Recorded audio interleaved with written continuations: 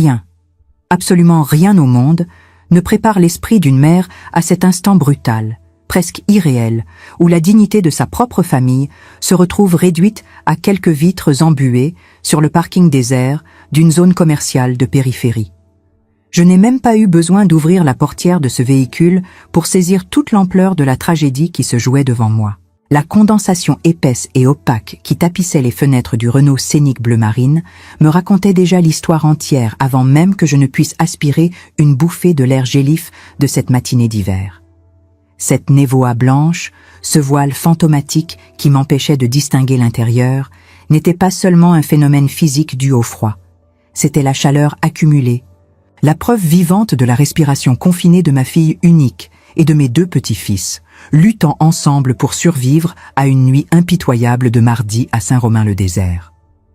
Alors que le monde alentour commençait à s'éveiller avec sa routine banale et indifférente, avec des passants pressés pestant contre le trafic matinal ou faisant la queue à la boulangerie pour acheter leurs baguettes chaudes et croustillantes, ma fille, cette femme que j'ai élevée pour être forte, cultivée, fière et indépendante, était là, pliée en 2 sur le siège conducteur. Elle dormait dans une position contorsionnée qu'aucun être humain ne devrait avoir à supporter.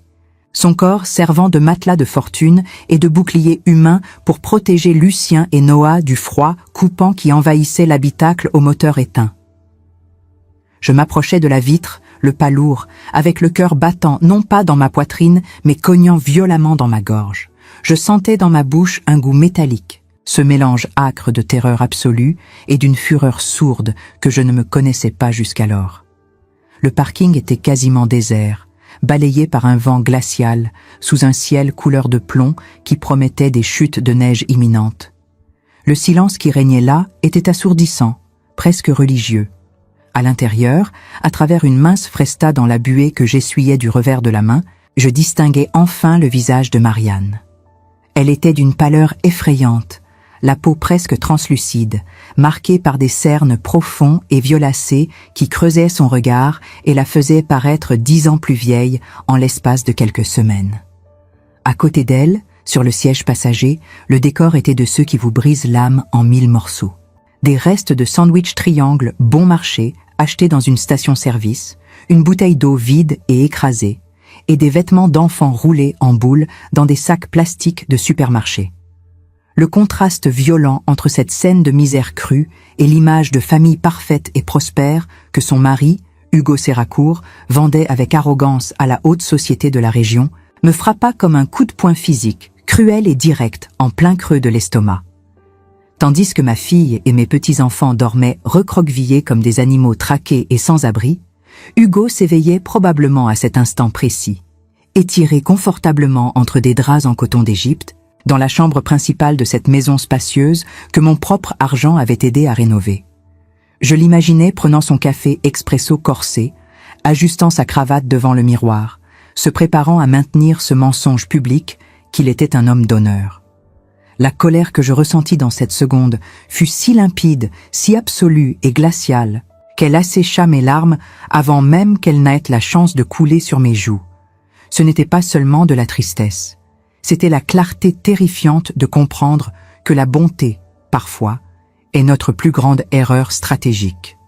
Je fixais cette voiture, symbole de l'humiliation imposée à mon sang, et je réalisais que le temps d'être la belle-mère compréhensive et la grand-mère passive s'était achevé à cet instant précis. Il pensait qu'en lui retirant tout, sa maison, son compte en banque, sa réputation, il lui ôterait aussi sa voix et ma capacité de réaction. Ils avaient parié que la honte d'une famille traditionnelle nous ferait disparaître silencieusement, nous forçant à avaler notre orgueil pour ne pas alimenter les commérages de la ville. Mais ils avaient oublié un détail fondamental. Il n'existe aucune force de la nature plus destructrice, plus résiliente et plus calculatrice qu'une matriarche qui voit sa progéniture menacée de mort. Je me nomme Eliane Vaudrel, j'ai 67 ans, et jusqu'à ce matin grisâtre, ma vie à Montfaucon-en-Vivarais se définissait par la discrétion, l'élégance contenue et la paix méritée de celle qui a accompli ses devoirs. Je suis cette femme que tout le monde salue respectueusement au marché le dimanche, la veuve respectable qui cultive les plus belles roses de la rue et qui ne hausse jamais le ton en public. Ce que personne ne savait, pas même ma propre fille dans sa totalité, c'est que derrière mes gilets en laine mohair et mon sourire poli se cache un esprit affûté comme une lame, une tête qui a géré les finances complexes d'une exploitation et d'une famille entière durant des crises économiques qui ont brisé des hommes faits. Je ne suis pas seulement une grand-mère qui prépare des sablés au beurre. Je suis une femme qui a appris, à la dure, que le silence est une arme redoutable lorsqu'il est chargé d'intention. Et j'étais sur le point d'utiliser cette arme contre la famille Séracourt avec une précision chirurgicale qu'il n'attendrait jamais d'une vieille dame de la campagne. Avant de poursuivre et de vous raconter comment j'ai arraché ma famille de cette épave gelée pour commencer à démonter, brique par brique, la vie parfaite de mon gendre, je dois marquer une pause et vous poser une question, de femme à femme, en vous regardant droit dans les yeux. Savez-vous ce que c'est que de ressentir une douleur physique ? Une véritable pointe dans la poitrine, en voyant un enfant subir une injustice que vous n'avez pas su prévoir. Si vous êtes, vous aussi, une mère, une tante ou une grand-mère qui serait capable de retourner le monde entier pour protéger les siens, je vous demande, avec toute mon affection et mon respect, aimez cette vidéo maintenant et abonnez-vous à la chaîne. Dites-moi dans les commentaires d'où vous m'écoutez et si vous avez déjà dû être le pilier inébranlable pour quelqu'un que vous aimiez. Savoir que je ne suis pas seule dans cette traversée, qu'il existe d'autres guerrières silencieuses de par le monde, me donne la force nécessaire pour revivre et raconter cette histoire difficile. Tout cela a commencé de manière insidieuse, subtile, comme un poison administré à dose homéopathique, des mois avant cette rencontre terrible sur le parking. Hugo Séracourt, avec son charme étudié, ses costumes parfaitement coupés et son sourire de gendre idéal, est venu me voir avec une proposition qui semblait irrefusable. Il parlait avec passion de expandre les affaires familiales, d'assurer l'avenir universitaire des jumeaux, de bâtir un empire pour que Marianne n'ait plus jamais à s'inquiéter du lendemain. Moi, dans ma naïveté de mère voulant voir sa fille heureuse et en sécurité, j'ai signé ce chèque de 200 000 €, les économies d'une vie entière de labeur acharné, à moi et à mon défunt mari, l'argent que nous gardions pour nos vieux jours. Hugo et ses parents, Anselme et Odette, m'ont reçu avec des embrassades chaleureuses, des dîners sophistiqués à Rocheval-les-Pins et des promesses de gratitude éternelle. Je n'ai pas vu à l'époque les regards complices et froids qu'ils échangeaient par-dessus les verres de cristal. Je n'ai pas perçu que pour eux, je n'étais pas de la famille. Je n'étais qu'une ressource. Un guichet automatique ambulant qui serait jeté aux ordures dès que le compte serait vide. Peu à peu, la narration a changé radicalement. Marianne, qui avait toujours été brillante, organisée et pleine de vie, a commencé à être décrite par eux comme fatiguée, puis stressée et finalement instable. Hugo commença à venir seul au déjeuner du dimanche chez moi, soupirant théâtralement en découpant le rôti, disant d'une voix accablée: « Pauvre Marianne, elle ne va pas bien dans sa tête, je fais tout pour la protéger, mais c'est difficile. » Et moi, mon Dieu, comme je m'en repens aujourd'hui. Moi, aveuglé par la confiance que je plaçais en sa stature masculine, j'ai commencé à douter de la santé mentale de ma propre fille. Quand elle tentait de me dire, en chuchotant et avec la peur au ventre, que les comptes de l'entreprise ne collaient pas, que Hugo cachait des documents et changeait les mots de passe, je lui disais de prendre patience, de ne pas gâcher son mariage, de se reposer. J'ai été complice, à mon insu, du piège psychologique qui se refermait sur elle. La culpabilité dévorante que j'ai ressentie en la voyant dormir dans cette voiture, exilée de sa propre maison et étiquetée comme folle, fut le combustible incendiaire dont j'avais besoin pour me réveiller enfin. Je frappais contre la vitre avec les jointures de mes doigts, produisant un son sec, autoritaire et urgent, qui fit sursauter Marianne sur son siège. Lorsque ses yeux rencontrèrent les miens à travers le verre sale, la terreur pure que j'y lus fut la chose la plus douloureuse que j'ai vue en 67 ans d'existence. Elle baissa la vitre en tremblant de manière incontrôlable, pas seulement de froid, mais secouée par une honte dévastatrice.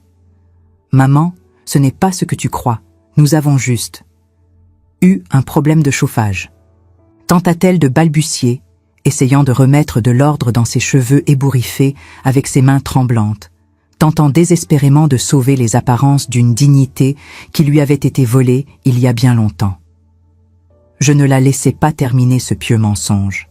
J'ouvris la portière de la voiture avec violence, recevant en plein visage l'odeur aigre du confinement et du désespoir qui s'échappait de l'habitacle. Je me penchai et touchai le visage de Lucien, qui dormait encore lourdement à l'arrière, enroulé dans une couverture bien trop fine pour l'hiver. Sa peau était glacée. « Sors de cette voiture, Marianne », ordonnai-je d'une voix basse, rauque, qui n'admettait aucune réplique. « Prends Noah, tout de suite. Le temps de pleurer et de se cacher est révolu.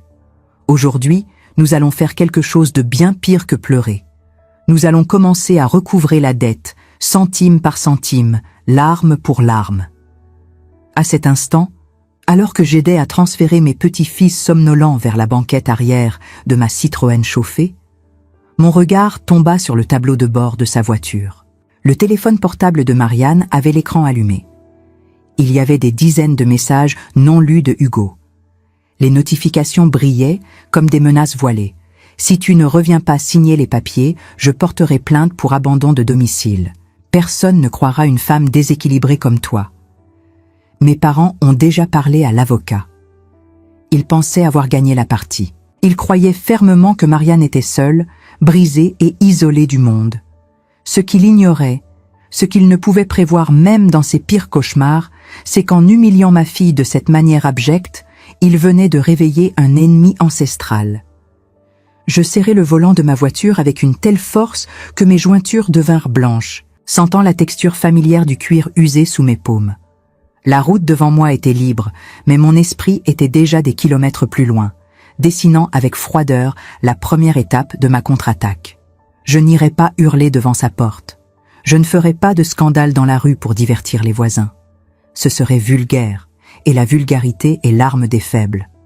Non, la vengeance, pour être parfaite et dévastatrice, doit être servie comme un grand plat de la gastronomie française. Froide, impeccablement présentée, et impossible à avaler sans s'étouffer. Alors que je démarrais pour nous éloigner de cet enfer, emmenant ma famille vers la sécurité de ma maison, Marianne ouvrit la boîte à gants de sa voiture à la dernière seconde et en tira une enveloppe Kraft, épaisse et froissée. « J'ai réussi à prendre ça avant de partir, maman », murmura-t-elle en pressant l'enveloppe contre sa poitrine comme un trésor. C'est la comptabilité réelle, ce qu'il a caché aux associés et à la banque. Je regardais cette enveloppe dans le rétroviseur et je souris. Un sourire triste, certes, mais dangereux. La guerre ne faisait que commencer, et la première bataille allait se livrer là où ils se sentaient le plus intouchables, au cœur même du mensonge qu'ils avaient créé. Hugo Séracourt était sur le point de découvrir que sous-estimer une grand-mère française est une erreur fatale. Le trajet de retour vers Montfaucon en Vivarais s'est déroulé dans un silence presque religieux, seulement troublé par le ronronnement du moteur de mon vieux Citroën et le bruit rythmé des essuie-glaces chassant les premiers flocons de neige qui commençaient à tomber. Dans le rétroviseur, je voyais les têtes de Lucien et Noah dodelinaient au rythme des virages, enfin vaincus par la chaleur de l'habitacle, tandis que Marianne, assise à côté de moi, gardait les yeux rivés sur la route, ses mains crispées sur ce maudit enveloppe Kraft, comme si c'était une bouée de sauvetage au milieu d'un océan en tempête. Nous n'avons pas échangé un mot. Il y a des douleurs si profondes que la parole ne ferait que les banaliser. Pour l'instant, ma seule mission était de les ramener dans ma forteresse, cette vieille maison en pierre, au volet bleu pastel, où Marianne avait fait ses premiers pas, et où je comptais bien lui apprendre à se relever. Arrivé chez moi, c'était entrer dans un autre temps. L'odeur familière de la cire d'abeille sur les meubles anciens, le parfum subtil de la lavande séchée que je conserve dans des coupelles en porcelaine et le tic-tac rassurant de l'horloge comtoise dans le couloir agirent immédiatement comme un baume sur nos nerfs à vif. Je n'ai pas posé de questions. J'ai agi avec l'automatisme d'une générale en temps de crise. J'ai d'abord fait couler un bain chaud, y versant généreusement des sels marins, et j'y ai plongé mes deux petits-enfants, frottant leur dos maigre pour effacer la crasse de cette nuit passée sur un parking. Voir la peau de Lucien rougir sous l'eau chaude, le voir enfin sourire en jouant avec la mousse, a failli me briser le cœur une seconde fois, mais je ravalais mes larmes. Je n'avais plus le droit d'être fragile.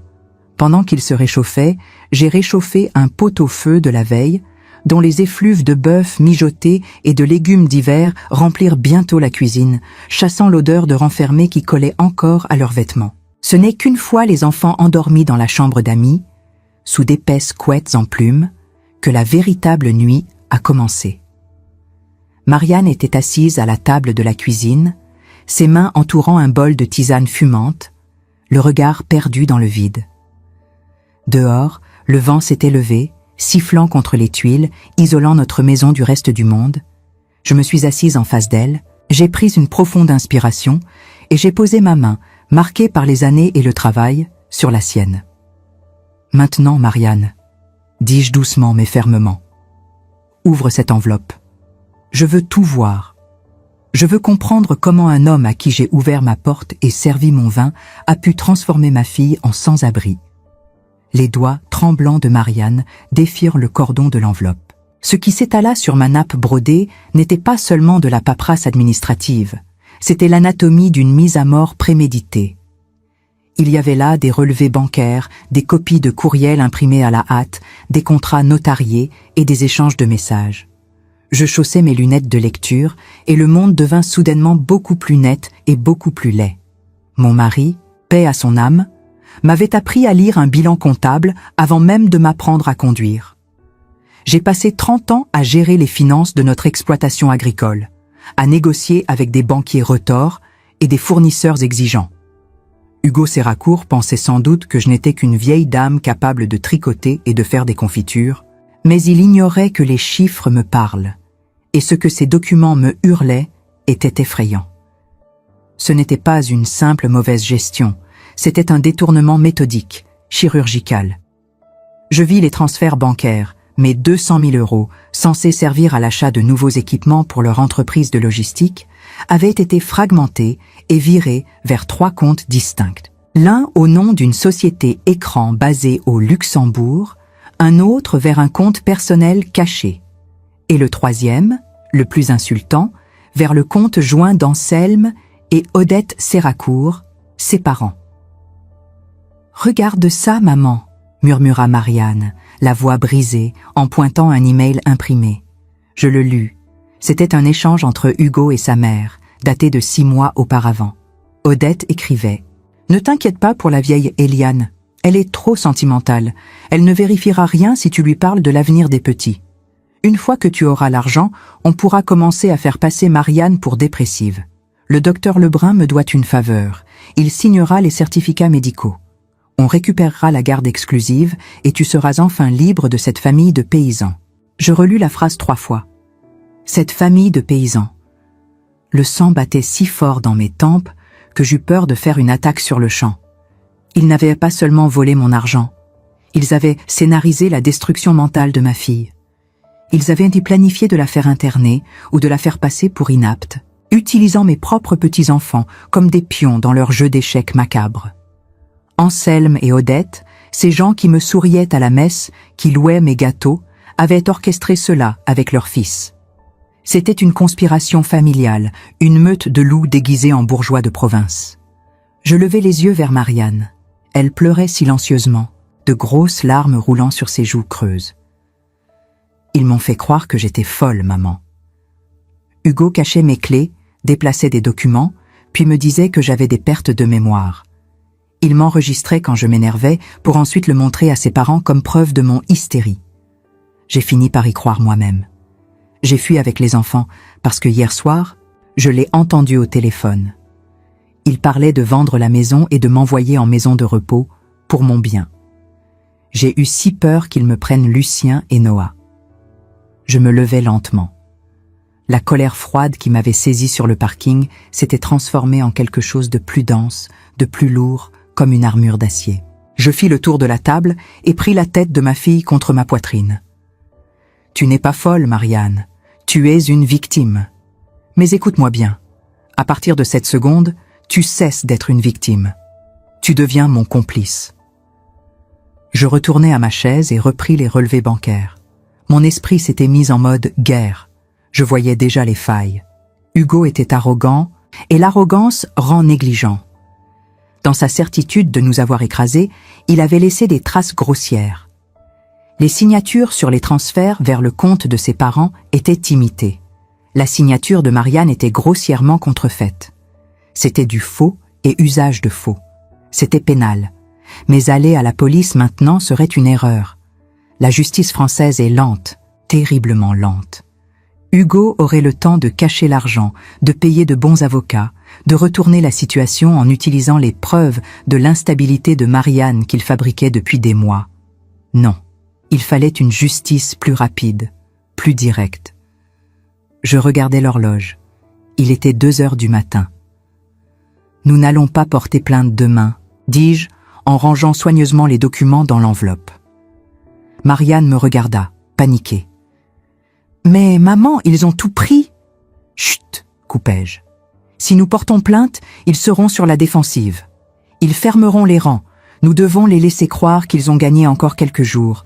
Nous devons les laisser se sentir intouchables. » Je me dirigeais vers le vieux secrétaire en chêne où je gardais mon carnet d'adresses. Un carnet qui contenait 40 ans de contacts dans toute la région. Des noms de gens que j'avais aidés, des fermiers, des commerçants, mais aussi d'anciens amis de mon mari, des gens qui occupaient aujourd'hui des postes clés à la préfecture, à la banque régionale et même au journal local. Hugo et ses parents étaient des parvenus, des gens qui aimaient du briller en société, mais qui n'avaient aucune racine réelle ici.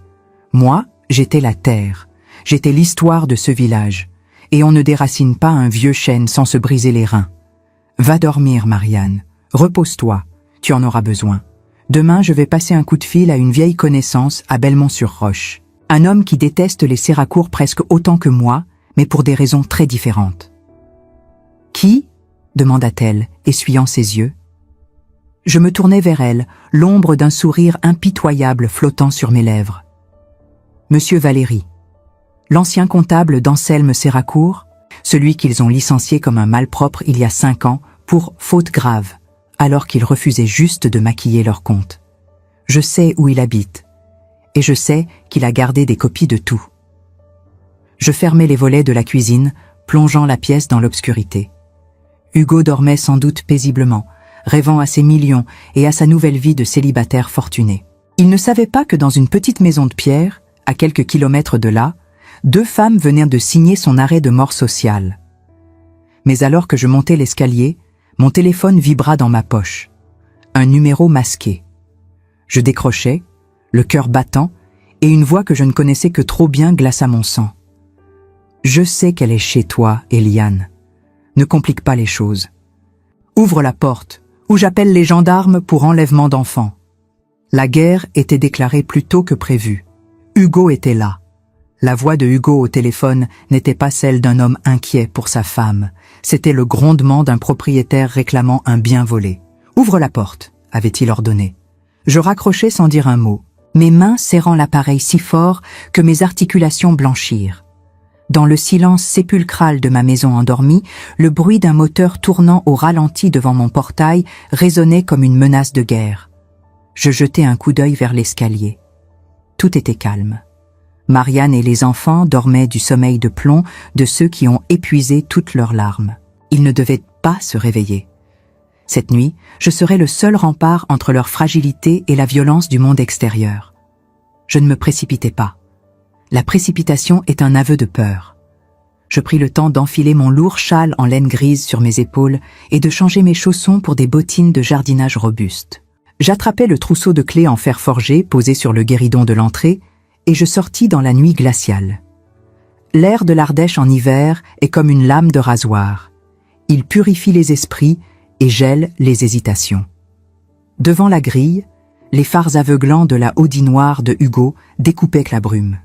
Il était là, debout, sa silhouette se détachant contre la lumière crue, son souffle formant des nuages de vapeur agités. En me voyant approcher, il frappa du poing sur le métal de mon portail.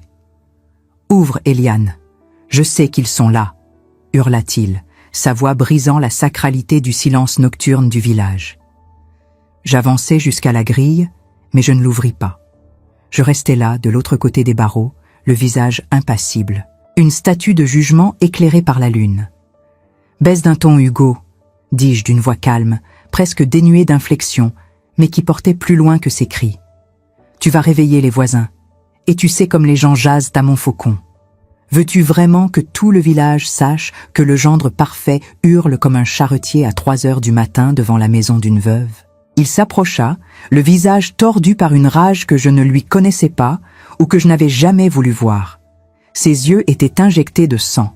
Ses cheveux, d'ordinaire gominés à la perfection, étaient en bataille. Il sentait le cognac et la panique. « Je m'en fous des voisins.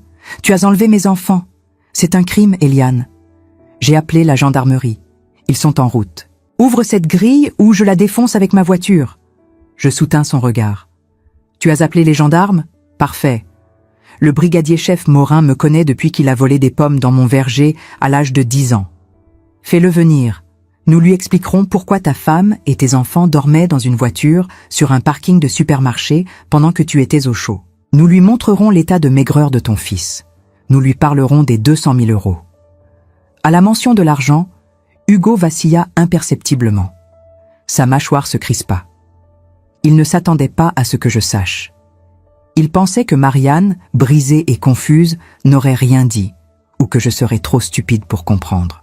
« Tu ne sais pas de quoi tu parles », cracha-t-il, mais avec moins d'assurance. « Marianne est malade. Elle invente des choses. Elle t'a manipulé. » C'est alors que les gyrophares bleus balayèrent les façades en pierre de la rue. La voiture de la gendarmerie arriva lentement, sans sirène, respectant le sommeil du hameau. 2 officiers en descendirent. Comme je l'avais prédit, c'était Morin, un homme robuste à la moustache grisonnante, le visage marqué par la fatigue des gardes de nuit. « Madame Vaudrelle? Monsieur Séracourt? Qu'est-ce qui se passe ici ?» demanda Morin en ajustant son képi, visiblement agacé d'intervenir pour une querelle familiale.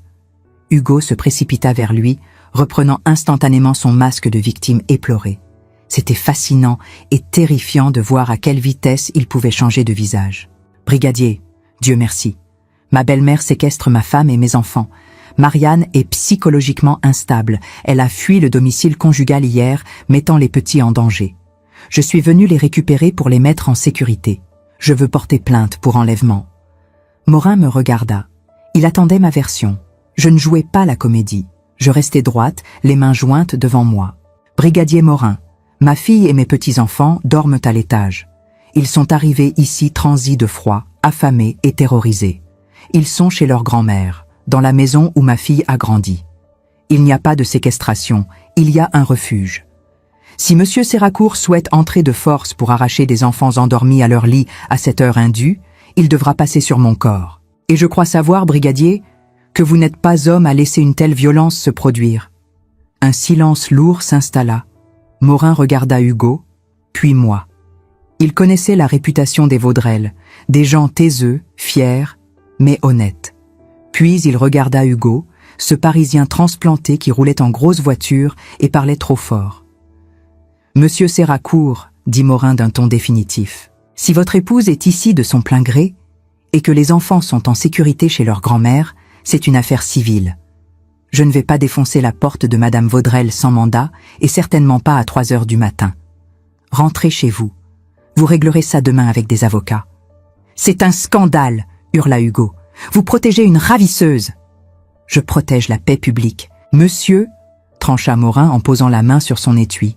Un geste subtil pour calmer les ardeurs. « Allez vous doucher. Vous avez bu. Si je vous vois reprendre le volant dans cet état, je vous embarque pour ivresse sur la voie publique. Appelez un taxi ou dormez dans votre voiture. Mais dégagez de devant cette grille. » Hugo devint blême. L'humiliation publique, devant un simple gendarme de campagne, était insupportable pour son ego démesuré. Il me lança un regard de haine pure, un regard qui promettait des représailles terribles. « Tu ne perds rien pour attendre, Eliane, » siffla-t-il. « Tu vas regretter de t'être mise en travers de mon chemin. Je vais te ruiner, toi et ta fille folle. » Il remonta dans sa voiture et démarra en trombe, manquant d'accrocher le véhicule de gendarmerie. Je remerciai Morin d'un signe de tête. Il me salua, l'air grave. « Faites attention, Madame Vaudrelle. Il a l'air désespéré. Et les hommes désespérés font des bêtises. »« Je sais, Morin. Merci. » Je rentrai dans la maison, mes jambes tremblant enfin maintenant que le danger immédiat était écarté. Je m'assis sur la dernière marche de l'escalier, dans le noir, et je pleurais silencieusement pendant 5 minutes. Pas de peur, mais de soulagement. La première bataille était gagnée, mais la guerre ne faisait que commencer. Le lendemain matin, après avoir laissé des instructions strictes à Marianne, ne réponds ni au téléphone ni à la porte, tire les rideaux et reste avec les enfants. Je pris ma voiture.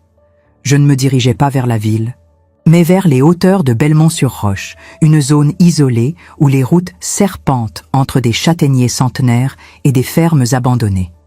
C'est là que vivait Monsieur Valéry. Sa maison était une petite bâtisse en pierre sèche, envahie par le lierre, qui semblait vouloir disparaître dans la forêt. Valéry était un homme que la vie avait mâché et recraché. Ancien expert comptable brillant, il avait été détruit par l'alcool et par la famille Séracourt.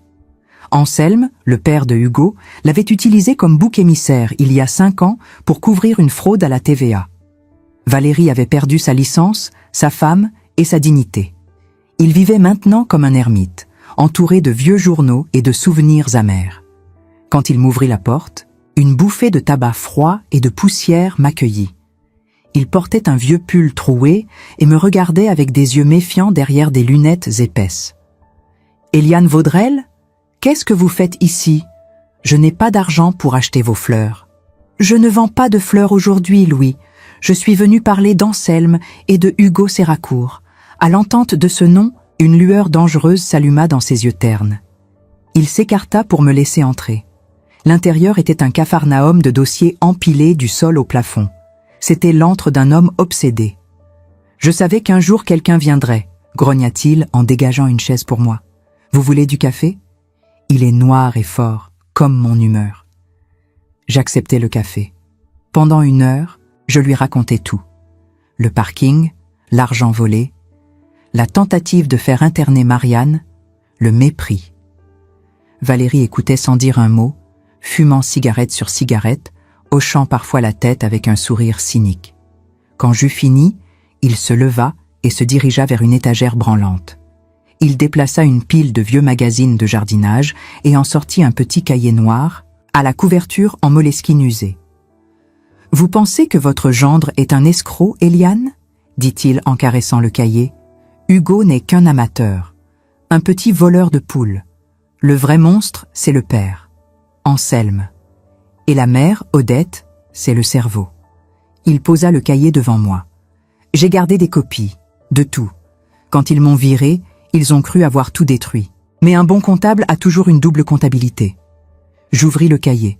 Ce n'étaient pas seulement des chiffres, c'étaient des noms, des dates, des montants. « Qu'est-ce que c'est ?» demandai-je, le cœur battant. « C'est la preuve qu'ils ne se contentent pas de voler leur belle-fille, Éliane. Les Séracourt blanchissent de l'argent pour des promoteurs immobiliers véreux depuis 10 ans. Ils utilisent l'entreprise de Hugo pour faire transiter des fonds illégaux vers le Luxembourg. Votre investissement de 200 000 €, il n'a pas servi à l'entreprise. Il a servi à combler un trou dans leur montage financier avant un contrôle fiscal. Ils ont littéralement bouché une fuite d'eau avec votre sang. » Je sentis un vertige me saisir. Ce n'était plus une simple histoire de divorce ou d'abus de confiance. Nous étions tombés sur un système criminel organisé. Si cela sortait, ce n'était pas la ruine pour eux. C'était la prison ferme. C'était la honte nationale. « Pourquoi n'avez-vous jamais rien dit ?» murmurai-je. Valéry eut un rire sec qui se transforma en quinte de tout. « À qui ? À la police. Le commissaire dînait chez les Séracourt tous les samedis. J'étais seul, discrédité, un vieil ivrogne. Qui m'aurait cru? Mais vous êtes Éliane Vaudrel. Vous êtes intouchable ici. Si c'est vous qui portez le coup. » Il me regarda droit dans les yeux, et pour la première fois, je vis de l'espoir chez cet homme brisé. « Je vous donne le cahier, Éliane, à une condition. Laquelle? Vous ne les blessez pas. Vous les anéantissez. Je veux voir Anselme Séracourt pleurer comme il m'a fait pleurer. » Je pris le cahier. Il était lourd, physiquement et symboliquement. Je le glissai dans mon sac à main, à côté de mon chapelet. L'ironie ne m'échappa pas. Comptez sur moi, Louis. Ils ne sauront même pas ce qui les a frappés. Le retour vers Montfaucon fut étrange. Le paysage défilait, et magnifique et indifférent. J'avais entre les mains de quoi détruire 3 vies. Était-ce cela, la justice, ou était-ce de la vengeance pure? Je pensais à Marianne, tremblante dans son sommeil. Je pensais à Lucien et Noah, dormant dans une voiture gelée. La culpabilité disparut. Ce n'était pas de la vengeance, c'était de l'hygiène. Il fallait nettoyer la pourriture avant qu'elle ne contamine tout le village. En arrivant chez moi, je vis une autre voiture garée devant le portail. Pas celle de Hugo. Une petite Peugeot grise, modeste. Une femme en descendait. Je reconnus immédiatement la silhouette. C'était Cécile, la maîtresse d'école des jumeaux. Elle avait l'air agitée. Je garai ma voiture et allai à sa rencontre. « Ah, Madame Vaudrelle, je suis si contente de vous voir. J'ai essayé d'appeler Marianne, mais ça ne répond pas. » « Marianne se repose, Cécile. Qu'y a-t-il » L'institutrice hésita, triturant la sangle de son sac. « C'est à propos des enfants. Et de Monsieur Séracourt. Il est venu à l'école ce matin. Il voulait récupérer les dossiers scolaires de Lucien et Noah. Il a dit qu'ils allaient changer d'établissement, qu'ils partaient vivre à l'étranger dès demain. Il avait des billets d'avion, Madame Vaudrelle, pour le Brésil. » Le monde s'arrêta une seconde fois. Le Brésil. Un pays sans accord d'extradition facile pour les enlèvements parentaux dans certains cas. Il ne voulait pas seulement récupérer les enfants. Il voulait fuir. Il savait que le château de cartes tremblait. Il comptait disparaître avec mes petits-enfants, me laissant seul avec ma fille brisée et mes 200 000 € perdus. Je regardais Cécile, puis je touchais mon sac à main où reposait le cahier noir de Valérie. Le temps de la stratégie lente était révolu. Hugo accélérait le rythme. Il fallait que je frappe, et que je frappe fort, avant qu'il ne monte dans cet avion. « Merci, Cécile, » dis-je avec un calme terrifiant. « Retournez à l'école. Personne ne partira au Brésil. » J'entrai dans la maison. Marianne était dans la cuisine, préparant le déjeuner. Elle semblait aller un peu mieux, mais le sourire qu'elle me fit s'effaça dès qu'elle vit mon visage. « Maman, qu'est-ce qu'il y a?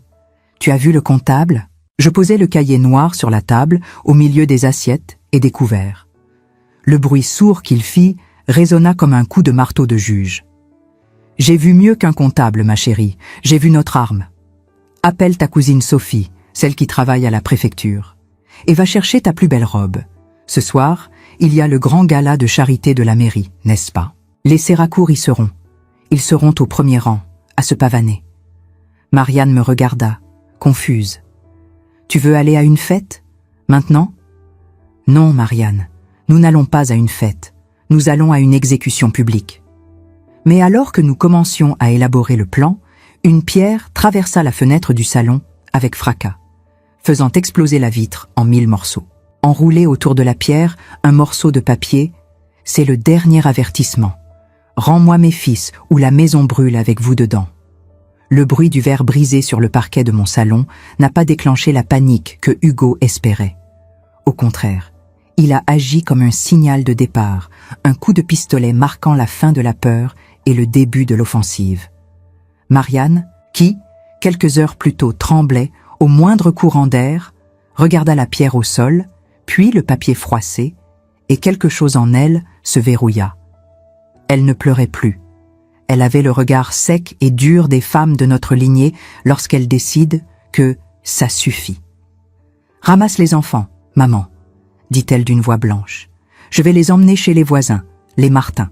Ils seront en sécurité là-bas avec leurs gros chiens et leurs portails fermés. Toi et moi, nous avons une soirée où nous rendre. Nous nous sommes préparés dans un silence de cathédrale. J'ai ouvert mon armoire et j'en ai sorti ma tenue de combat. Non pas un treillis, mais un tailleur en soie sauvage bleu nuit, des perles véritables autour du cou et une mise en pli impeccable. Marianne, elle, a choisi une robe noire, simple, austère, mais coupée avec une précision mortelle. Elle a maquillé ses cernes, peint ses lèvres d'un rouge carmin provocateur et relevé ses cheveux. Quand elle s'est regardée dans le miroir, la femme brisée du parking de Saint-Romain avait disparu. À sa place se tenait une statue de vengeance froide. « Tu as le cahier noir ?» demanda-t-elle en enfilant ses talons. Je tapotai mon sac à main en cuir rigide. « J'ai mieux que le cahier, ma fille. J'ai Sophie au téléphone. Le procureur de la République est l'invité d'honneur ce soir. Il ne sait pas encore qu'il va présider le procès le plus rapide de l'histoire de la région. Nous sommes montés dans mon vieux Citroën. La route vers la salle des fêtes de Rocheval-les-Pins était verglacée, les arbres squelettiques se dressant comme des spectres dans la nuit. Mais je conduisais avec une assurance totale. La peur m'avait quitté. Il ne restait que l'adrénaline glacée de la chasse. La salle des fêtes étincelait de mille feux. C'était l'événement de l'année, le gala de charité pour la rénovation du patrimoine. Un prétexte pour que la bourgeoisie locale s'auto-congratule en buvant du champagne tiède. Le parking était rempli de voitures de luxe allemandes. En garant ma voiture modeste entre une Porsche et la fameuse Audi de Hugo, je sentis un plaisir pervers. Nous sommes entrés. La chaleur nous a saisis, chargés de parfums lourds, de rires artificiels et de musique classique jouée par un quatuor à cordes ennuyées. La salle était bondée. Les lustres en cristal jetaient une lumière crue sur les visages poudrés des dames et les crânes dégarnis des notables. Et là, au centre de la pièce, près de la fontaine de champagne, il trônait. Le clan Séracourt. Anselme, avec son cigare éteint à la main, riait grassement à une blague du maire. Odette, drapée dans une robe à paillettes qui coûtait probablement plus cher que ma maison, jouait les grandes dames. Et Hugo. Hugo était là, un verre de whisky à la main, recevant des tapes dans le dos. Il jouait le rôle du mari éploré avec un talent digne d'un Oscar. Je l'entendis dire à un groupe de jeunes entrepreneurs « Oui, c'est difficile. Marianne est très fatiguée. Elle a besoin de repos loin de tout.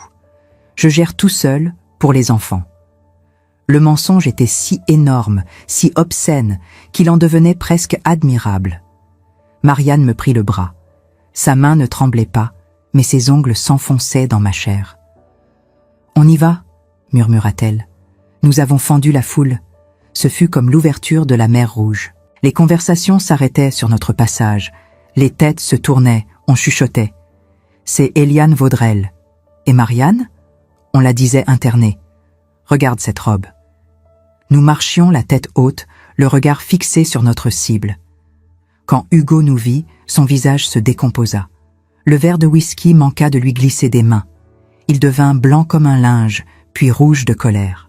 Il s'excusa auprès de ses interlocuteurs et fonça vers nous, interceptant notre trajectoire avant que nous n'atteignions le maire et le procureur. « Qu'est-ce que vous faites ici ?» siffla-t-il entre ses dents, saisissant le bras de Marianne avec violence. « Tu es censé être caché ? Tu veux que je fasse un scandale ?» Marianne se dégagea d'un mouvement sec, si rapide qu'il recula. « Ne me touche plus jamais, Hugo, » dit-elle d'une voix forte, claire, qui porta au-dessus de la musique. Anselme et Odette arrivèrent en renfort, tels des vautours sentant la charogne. Odette tenta son sourire mielleux, celui qu'elle réservait aux situations gênantes. « Eliane ? Quelle surprise ! Marianne, ma chérie, tu n'es pas en état d'être ici, tu le sais bien. Viens, on va t'emmener dans une pièce calme. »« Ma fille va très bien, Odette, » coupai-je, en haussant le ton juste assez pour que le cercle de curieux autour de nous s'agrandisse. Elle n'a jamais été aussi lucide. C'est curieux, non ? Dès qu'elle s'éloigne de votre thé, elle retrouve sa santé mentale. Un silence de mort tomba sur la partie centrale de la salle. Le quatuor à cordes, sentant la tension, arrêta de jouer. Le maire et le procureur s'approchèrent, intrigués. « Un problème, Madame Vaudrel ?» demanda le maire, un homme rondouillard qui n'aimait pas les vagues. C'était le moment, le pivot. Je sortis le cahier noir de mon sac, ainsi que l'enveloppe Kraft contenant les billets d'avion pour le Brésil. « Monsieur le maire, Monsieur le procureur, » dis-je en me tournant vers eux, ignorant superbement les Séracourt qui commençaient à paniquer. « Je suis désolé de gâcher cette belle fête. Mais je pense que les donateurs de ce soir aimeraient savoir où va réellement leur argent. » Anselme Séracourt tenta d'intervenir, son visage pourpre de rage. « C'est une folle, elle délire, sortez-la d'ici. »« Je ne crois pas, Anselme, » rétorquai-je calmement. « Ce cahier appartient à Louis Valéry. Vous vous souvenez de Louis, le comptable que vous avez détruit ? » À l'évocation de ce nom, Anselme se figea comme une biche face au phare d'un camion. Je tendis le cahier au procureur, un homme grand et sévère qui ne tolérait pas la corruption. Vous trouverez à la page 12 les détails des transferts de fonds de l'association caritative vers les comptes offshore de la famille Séracourt au Luxembourg. Vous verrez aussi comment mon investissement personnel de 200 000 € a été utilisé pour blanchir de l'argent sale provenant de promotions immobilières illégales. Et ici, je levai l'enveloppe Kraft bien haut. Voici les billets d'avion aller simple pour le Brésil, au nom de Hugo Séracourt et de mes 2 petits-enfants, datés pour demain matin. C'est une tentative de fuite, monsieur le procureur, avec enlèvement de mineurs. La salle haleta. Un murmure d'indignation parcourut la foule. Les regards, qui étaient admiratifs 5 minutes plus tôt, se transformèrent en poignards pointés vers le clan Séracourt. Hugo, sentant le sol se dérober, tenta le tout pour le tout. Il se jeta vers moi pour m'arracher l'enveloppe. « Donne-moi ça, vieille sorcière !» Il n'eut pas le temps de me toucher. 2 officiers de la gendarmerie, qui attendaient discrètement près de l'entrée sur ordre de ma nièce Sophie, surgirent. En une seconde, le gendre idéal, l'homme en smoking, se retrouva plaqué au sol, le visage écrasé contre le parquet ciré, les mains menottées dans le dos. Odette hurla. Anselme s'effondra sur une chaise, se tenant la poitrine, mais personne ne s'approcha pour l'aider. La solitude du pouvoir déchu est terrible. Morin, le brigadier-chef, s'approcha de moi et inclina respectueusement son képi. Nous prenons le relais. Madame Vaudrelle. La brigade financière est en route pour saisir les ordinateurs de leur domicile. Le procureur vient d'autoriser la perquisition. Je regardais Hugo au sol. Il me fixait avec haine, mais aussi avec une incompréhension totale. Il n'avait jamais imaginé qu'une simple grand-mère puisse orchestrer sa chute avec une telle précision. Je m'accroupis légèrement près de lui, juste assez pour qu'il soit le seul à m'entendre. « Tu as fait 2 erreurs, Hugo. Tu as volé mon argent et je t'aurais peut-être pardonné. Mais tu as fait pleurer ma fille et tu as fait dormir mes petits-fils dans le froid. Ça, c'est impardonnable.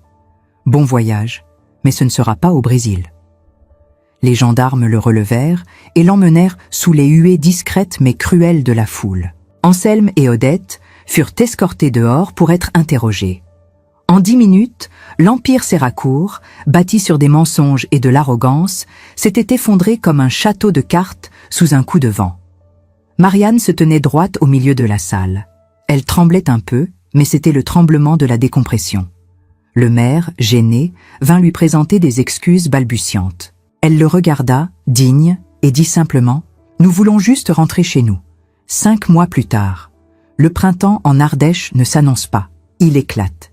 Il y a 5 mois, le monde était gris, froid et couvert de buée sur la vitre d'une voiture.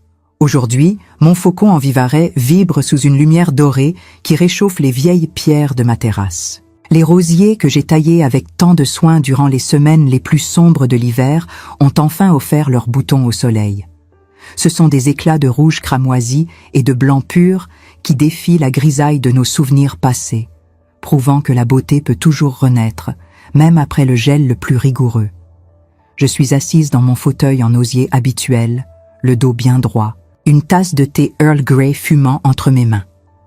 L'arôme de la bergamote se mêle à l'odeur de l'herbe fraîchement coupée. Devant moi, dans la pelouse, Lucien et Noah courent après un ballon de football. Leur rire, clair et sans retenue, monte vers le ciel bleu. Il y a 5 mois, ces mêmes enfants n'étaient que des petits corps tremblants et silencieux. Aujourd'hui, ils ont repris du poids. Leurs joues sont roses et les ombres violettes sous leurs yeux ont disparu, remplacées par l'étincelle espiègle de l'enfance. Ils voient le docteur Perrault, un pédopsychologue formidable, 1 fois par semaine. Il m'a dit hier: « Madame Vaudrelle, les enfants sont comme les os. Là où ils se sont brisés, une fois guéris, le cal osseux est souvent plus solide que l'os original. » C'est un miracle quotidien que d'observer cette résilience. Ils n'oublieront pas, non, mais ils ne seront plus définis par la peur. Quant à ceux qui ont causé cette peur, le destin, aidé par un certain cahier noir, s'est chargé d'eux. Hugo est actuellement en détention provisoire à la maison d'arrêt, attendant son procès qui s'annonce retentissant. Avec les preuves accablantes que nous avons fournies, il risque 10 ans pour fraude massive, abus de confiance, blanchiment en bande organisée et tentative d'enlèvement. L'empire Séracourt, qui semblait si intouchable, n'était qu'un château de sable face à la marée de la justice. Anselme et Odette sont ruinés, socialement et financièrement. Leur grande maison de Rocheval-les-Pins est à vendre, saisie par la justice pour rembourser les nombreuses victimes, dont moi. J'ai récupéré une grande partie de mon argent, mais curieusement, en regardant mes petits-enfants jouer, je réalise que les chiffres sur un compte en banque ne sont que du papier. La véritable richesse, c'est ce calme. C'est de savoir que personne ne viendra frapper à ma porte pour menacer ma famille. La porte-fenêtre s'ouvre et Marianne sort, portant un plateau avec une carafe de limonade maison où teintent des glaçons. Elle a changé. Physiquement d'abord, elle a coupé ses longs cheveux qui lui servaient autrefois à se cacher le visage. Elle porte désormais une coupe courte, moderne, à la garçonne, qui dégage sa nuque et met en valeur la détermination nouvelle de son regard. Mais le changement est surtout intérieur. Elle a repris ses études de droit, celles qu'elle avait abandonnées il y a 10 ans pour soutenir la carrière d'Hugo. Elle ne veut plus jamais dépendre de personne. Elle a transformé l'étage de ma maison en un appartement indépendant, son propre sanctuaire, payé avec son travail d'assistante juridique qu'elle a trouvé en ville. Elle pose le plateau sur la table en fer forgé, sert 2 verres et s'assoit à côté de moi. Elle observe ses fils courir et un silence confortable s'installe entre nous. Pas le silence lourd des secrets, mais le silence apaisé de la compréhension. « Tu sais, maman, dit-elle doucement, en tournant son verre entre ses doigts, quand je repense à cette nuit sur le parking, je pensais vraiment que ma vie était finie. Je me sentais si petite, si coupable. J'ai cru que j'avais tout raté. Je pose ma tasse et je me tourne vers elle. Je prends sa main, cette main qui a tremblé mais qui tient maintenant un stylo et des livres de loi avec fermeté. Écoute-moi bien, ma chérie. La culpabilité est un poison que les manipulateurs nous font boire pour nous garder dociles. Tu n'as rien raté. Tu as survécu. Parfois, il faut que tout brûle, que la forêt entière soit réduite en cendres pour que les graines les plus résistantes puissent enfin germer. Les Séracourt t'ont sous-estimé. Ils ont cru que tu n'étais qu'une épouse, un accessoire décoratif dans leur vie mondaine. Ils ont oublié une chose essentielle. Tu es une Vaudrelle. Tu as mon sang, et tu as le sang de la terre. Nous plions sous la tempête, Marianne, mais nous ne rompons jamais. Elle me sourit, les yeux brillants de larmes retenues, mais ce sont des larmes de gratitude, plus de tristesse. J'ai appris ma leçon, maman. Je ne laisserai plus jamais personne me dire qui je suis. Je regarde l'horizon, les collines de l'Ardèche douces et vertes qui ondulent au loin. Cette histoire, aussi douloureuse soit-elle, m'a appris, ou plutôt rappelé, des vérités fondamentales sur la vie, des leçons que je transmettrai à Lucien et Noah quand ils seront des hommes. La première leçon est celle du silence. Dans un monde qui crie, qui s'agite et qui se vante, nous oublions souvent que le véritable pouvoir est silencieux. Le chêne ne fait pas de bruit quand il pousse, mais ses racines fendent la pierre. J'ai vaincu Hugo, non pas en criant plus fort que lui, mais en agissant dans l'ombre, avec patience et précision. La deuxième leçon est celle de la famille, la vraie. Pas celle qui sourit sur les photos de mariage pour les apparences, mais celle qui est là quand les fenêtres sont embuées de froid et que le frigo est vide.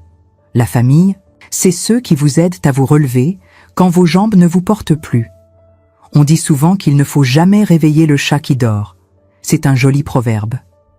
Mais moi, je dis, ne réveillez jamais une grand-mère qui veille. Parce que certaines femmes, surtout celles de ma génération, ont appris à avaler leur douleur sans faire de bruit. On nous croit fragiles, on nous croit passées de mode, on nous croit inoffensives avec nos gâteaux et nos tricots. C'est une erreur fatale. Nous observons, nous notons, nous attendons. Et quand nous nous levons pour protéger notre progéniture, ce n'est pas une colère, c'est une force de la nature. Le monde ne tremble pas de peur. Il tremble parce que l'ordre des choses est enfin rétabli. Je reprends ma tasse de thé. Il est encore chaud. Les enfants rient aux éclats en marquant un but imaginaire entre deux pots de fleurs.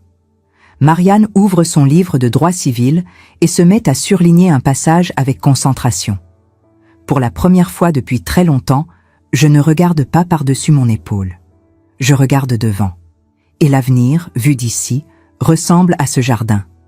Il a besoin de travail, de soins et de vigilance. Mais il est l'endroit le plus beau où il fait bon vivre.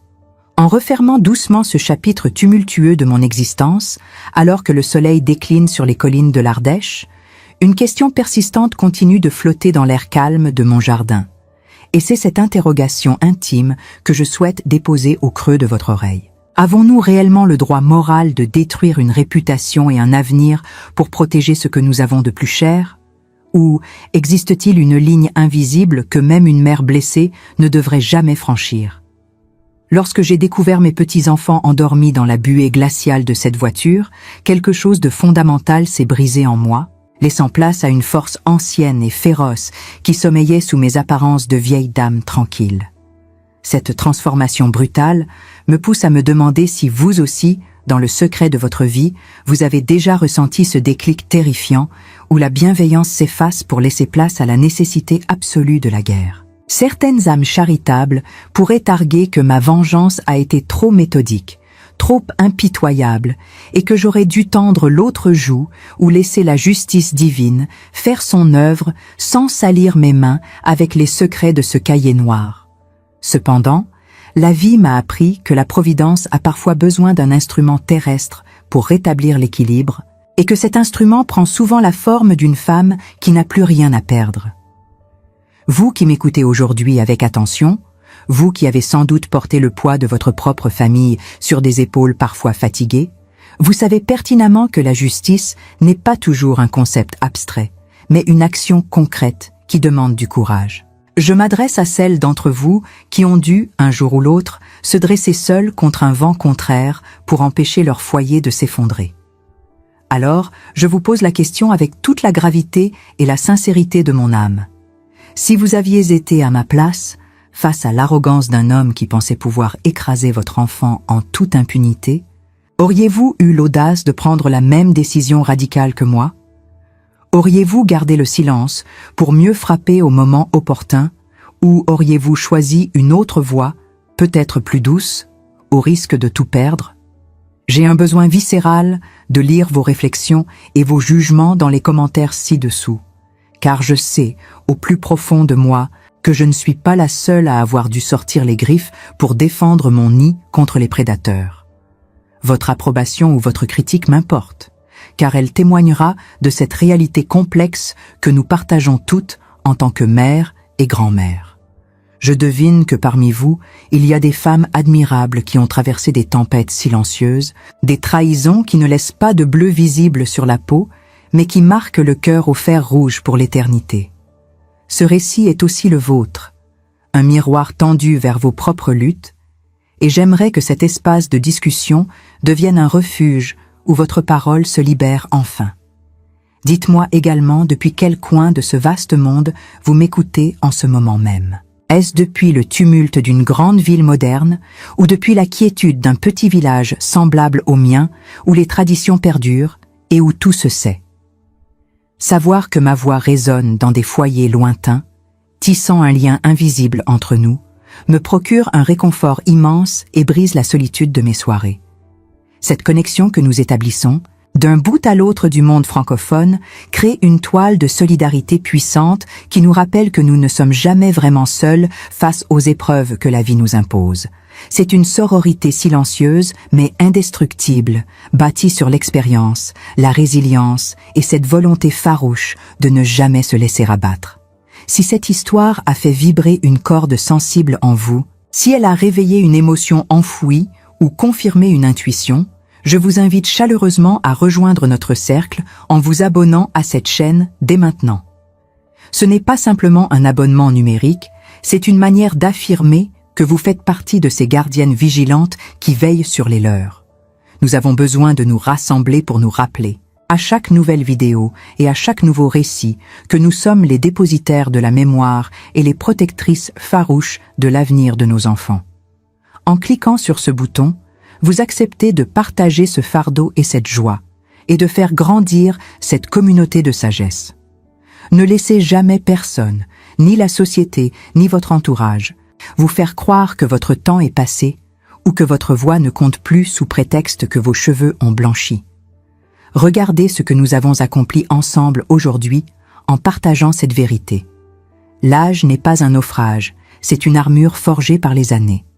La vie, dans sa grande rudesse, nous enseigne finalement que les cicatrices sont la preuve tangible que nous avons vécu, combattu, et que la dignité retrouvée est la plus belle des victoires possibles. C'est cette leçon de fierté que je souhaite que vous emportiez avec vous aujourd'hui, comme un talisman contre les jours sombres. Prenez grand soin de vous, veillez sur vos proches avec cette tendresse lucide qui nous caractérise, et n'oubliez jamais de garder un œil ouvert sur le monde qui vous entoure. Le monde a plus que jamais besoin de notre vigilance, de notre expérience et de notre force tranquille pour ne pas perdre le nord. Je vous attends désormais dans les commentaires pour poursuivre cette conversation intime, de femme à femme, de cœur à cœur, car votre histoire est tout aussi précieuse que la mienne. J'ai hâte de vous lire.